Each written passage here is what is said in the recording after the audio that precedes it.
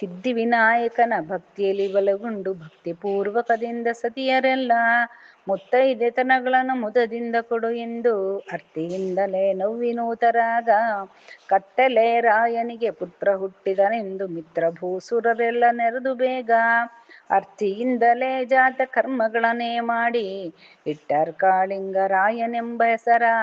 ಕತ್ತಲೆ ರಾಯ ಮಗ ಕಾಳಿಂಗರಾಯ ತಾನು ಅರ್ತಿಯಿಂದಲೇ ಬೇಟೆಗೆ ಹೋಗುತ್ತಿರಲಾಗ ವಿಚಿತ್ರದ ಹುಲಿ ಕಂಡು ಮೂರ್ಛೆ ಹೋದಾನೆಂದು ಮಾತೃಪಿತೃಗೆ ಬಂದು ಅರಿದಾರು. ಆ ಮಾತಪಿತೃ ಕೇಳಿ ಅತಿ ದುಃಖ ಪಡುತ್ತಿರಲು ಸತ್ತ ಶವಕ್ಕೆ ಹೆಣ್ಣು ಕೊಟ್ಟೀರಾ ಎಂದು ಪಟ್ಟಣದೊಳಗೆಲ್ಲ ಸಾರಿದಾರು. ಧರೆಯೊಳಗೆ ಉತ್ತಮನೊಬ್ಬ ವೈದಿಕ ಬ್ರಾಹ್ಮಣಗೆ ಇರುವರೇಳು ಮಂದಿ ಕನ್ನಿಕೆಯರು. ಅದಕ್ಕಿಂತ ಕಿರಿಯೋಳ ಧಾರೆಯ ನೆರೆದರೆ ಅಳಿಲ ಕೋಮಾರೆಗೆ ಹಣವಿನಾಸೆಗೆ. ಆ ಮಾತಪಿತೃ ಕೇಳಿ ಅತಿ ದುಃಖ ಪಡುತ್ತಿರಲು ಅರಣ್ಯದೊಳಗೆ ಅವರಿರುವರಿರಲು ಭೋರೆಂಬ ಕಾರ್ಮಳೆ ಎದುರಾಗಿ ಬರುತ್ತಿರಲು ಅರಸು ಬಂದಾನೆ ತನ್ನ ನಿಜಲಾಯಕ್ಕೆ.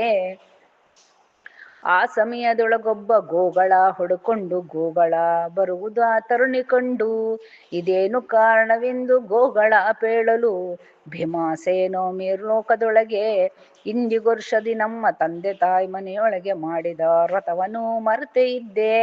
ಈಗ ಗೋಗಳು ಬಂದು ನೆನಪು ಮಾಡಿದವೆಂದು ಅಂಗನೆ ತುಂಬಿದಳು ಅರಳುಗಣ್ಣ.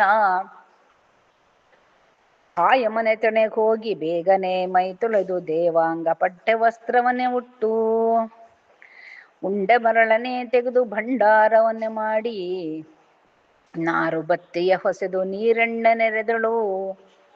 ಉಂಡೆ ಮರಳನೆ ತೆಗೆದು ಭಂಡಾರವನ್ನೇ ಮಾಡಿ ಗಂಧಾಕ್ಷತೆ ಪತ್ರ ಪುಷ್ಪ ಧೂಪ ದೀಪಗಳಿಂದ ಸಂಜಿಂದ ಗೋಗಳನ್ನೇ ಎದುರುಗೊಂಡು ಮಂಗಳಾರತಿಯ ನೆತ್ತಿದಾಳು. ಇಂದಿಗೊರ್ಷದಿ ನಮ್ಮ ತಂದೆ ತಾಯಿ ಮನೆಯಲ್ಲಿ ತಮ್ಮ ಭಂಡಾರವನ್ನು ಒಡೆದಿದ್ದನು. ಈಗ ಭಂಡಾರವನ್ನು ಒಡವರಿನ್ನಾರೆಂದು ಅಂಗನೆ ತುಂಬಿದಳು ಅರಳುಗಣ್ಣ. ಪಾರ್ವತಿ ಪರಮೇಶ್ವರರು ತಾವಾಗೆ ಬರುತ್ತಿರಲು ಭೋರೆಂಬ ನುಡಿಯನೇ ಕೇಳಿದಾರು. ಇದೇನು ಕಾರಣವೆಂದು ಪಾರ್ವತಿ ಪೇಳಲು ಯಾವಾಗಲೂ ನೀನು ಹೀಗೆ ಎಂಬೆ.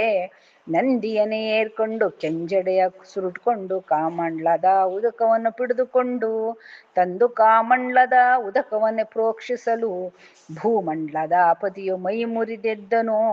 ಬಾರಮ್ಮ ಸೊಸ ಮುದ್ದೆ ಬಳಲೈಸಿ ತರ್ಕೈಸಿ ವಲ್ಲಭನ ಪ್ರಾಣವ ಪಡೆದೆ ಹೇಗಮ್ಮ.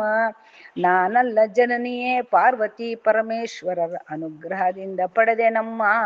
ಜಯ ಮಂಗಳ ನಿತ್ಯ ಶುಭ ಮಂಗಳ. ಜಯ ಮಂಗಳ ನಿತ್ಯ ಶುಭ ಮಂಗಳ.